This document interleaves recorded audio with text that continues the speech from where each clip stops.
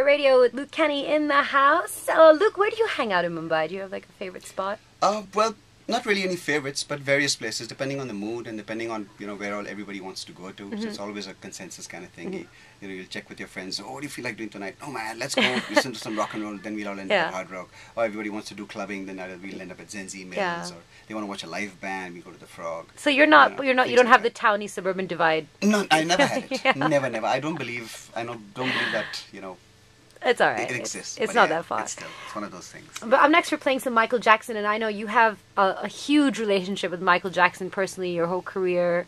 And how did you feel when you heard that he passed away? And well, I think all of us across the world, universally and unilaterally felt the same. That we lost, a companion, a friend, an entertainer, somebody who could make us dance, sing, smile, every time, he made a sound.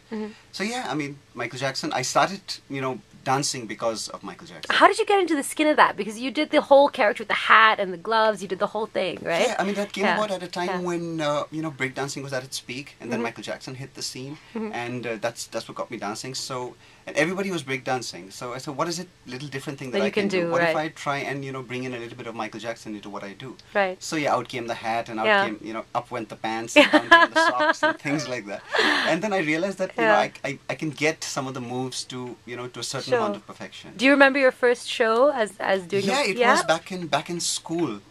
Somewhere in mid '87 actually. Here in Bombay. In Bombay. Oh really? I mean in Thana actually, because I used to live in Thana before. School was St. John the Baptist. So it was one of the school feasts. Feast of St. John, like how every school has its own feast. So they wanted kind of like some entertainment for the evening. So I said, okay, what is it that I could do? What can I do? So I said, all right. So, and I did Where You Make Me Feel. That's incredible. So I had a few friends who, few girlfriends who, we're all part of the same group, and I said, will you like come on at certain points in time and just walk around while I do my thing? I said, yeah, cool.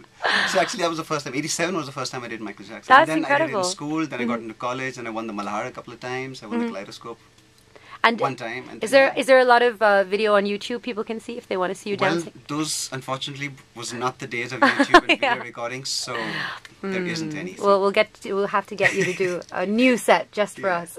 But this is Rock With You. Yeah, this is actually the first album that I heard. I didn't even hear Thriller, but I heard Off the Wall first because my dad would get this bunch of tapes, every few weeks from from Kulaba or Fort and stuff like that. And one of them was Off the Wall.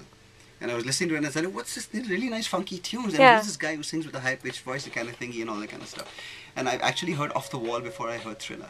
Oh, wow. So, yeah, in fact, Off the Wall made me look out for, this next album that's coming out by this, whatever little black singer who sings and dances really well, and it's called Thriller. I said, okay, let's give it a listen. This was way back then.